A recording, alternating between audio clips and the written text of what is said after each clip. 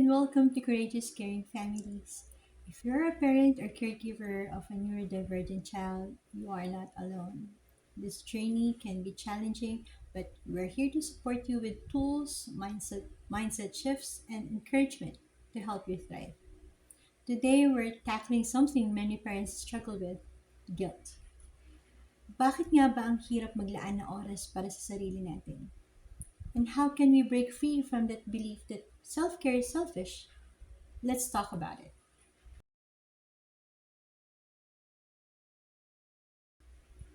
Maraming parents ang nahihirapang maglaan ng oras para sa sarili dahil sa guilt. Ang dami kong kailangan gawin para sa anak ko. Selfish ba akong magpahinga muna ako? Pero ang tanong, paano mo maibibigay ang best version ng sarili mo kung ikaw mismo ay pagod, drained, at puno ng stress? Paano tayo natutong unahin ng iba kaysa sa sarili natin? Bakit kailangang balikan ang mindset natin tungkol sa self-care? Well, it's time to shift our perspective.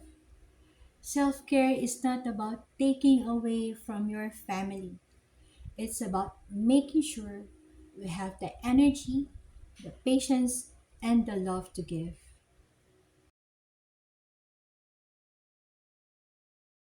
Kapag pinili nating alagaan ang sarili natin, hindi ito pagiging makasarili. Isa tong act of love para sa sarili natin at para sa pamilya natin. A well-rested and emotionally balanced parent means a happier, more connected family. Self-care as an investment and not a luxury. Setting boundaries without guilt. Small, meaningful ways to practice self-care daily. So let's continue on this mindset shift. That you say, I deserve rest. I am a better parent when I take care of myself. If you are finding this helpful, if yes, don't forget to hit that like button and subscribe to Courageous Caring Families. Dito matututo ka ng practical self-care tools, emotional regulation techniques, at mindset shifts para sa iyong parenting journey. Click the notification bell para updated ka sa aming weekly videos.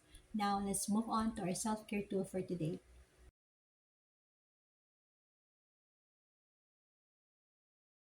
Ngayon, alam na natin kung paano kahalaga ang self-care. Let's take a moment to ground ourselves through meditation and affirmation. Kung kaya mo, find a quiet space, close your eyes, and take a deep breath. As you inhale deeply, we're filling our body with air. Hold and exhale slowly. Inhale deeply. Hold. Exhale slowly. Inhale deeply. Hold. And exhale slowly. Inhale deeply. Hold. And exhale slowly. Feel your body relaxing. Allow yourself to be present in this moment. In your mind, repeat after me. I am worthy of rest and care. Caring for myself makes me a better parent. Taking time for myself is an act of love.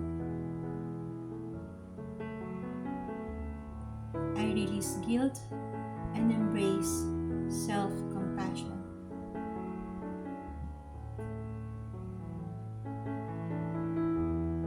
I love myself.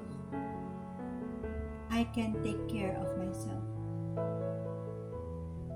I deserve rest. I am a better parent when I take care of myself. Inhale and exhale. Take one more deep breath and slowly open your eyes. How do you feel? Do you feel more calmer, more grounded? This is the power of self care. Thank you for spending this time with me today. Remember, self care is a necessity and not a luxury. When you care for yourself, you are showing love to your family. If this video resonated with you, please share this with other parents who need this message. Don't forget to subscribe to Courageous Caring Families for more self-care and parenting support. Comment below, ano ang isang self-care practice na gusto mo subukan ngayong linggo? See you in the next video.